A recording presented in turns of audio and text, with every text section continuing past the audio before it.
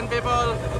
Tayo ay liliba na. Alis na tayo dahil tapos na yung ating trabaho dito sa road shoulder.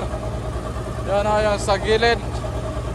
Sa kabilang side lang ang nireshape at nilinis natin. Dito sa kabila ay binagliban dahil merong mainline.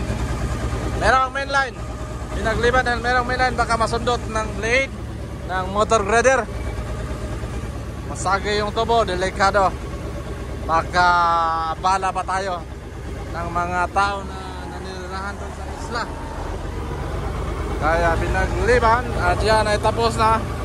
Yan o, kalaan nyo yan mga kamiskin o, yung mula dyan doon sa dulo hanggang doon. Sobrang haba ng pinagtapunan ng mga kalat. Sobrang layo ng pinagtapunan ko doon hanggang sa dulo. Sobrang layo. Right, dito convoy tayo ng Quezon. Travel.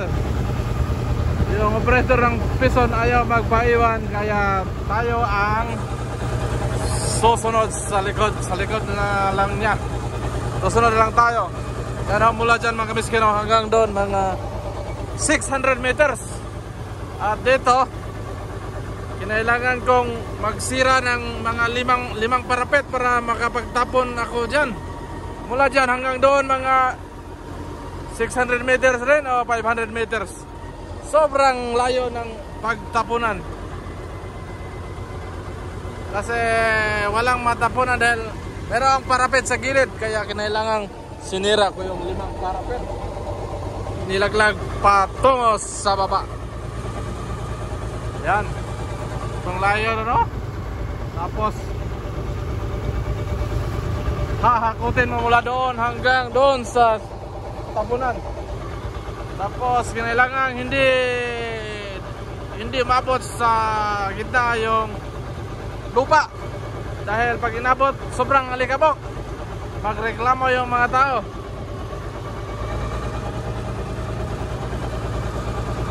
Right.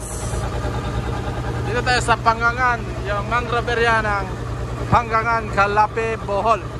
Ito yung pinakataas na causeway sa Bohol, mga nasa 3.7 na causeway o ganitong daanan na mula sa proper na national road patungo doon sa isla ng Panggangan ay mga 3.7 kilometers na causeway.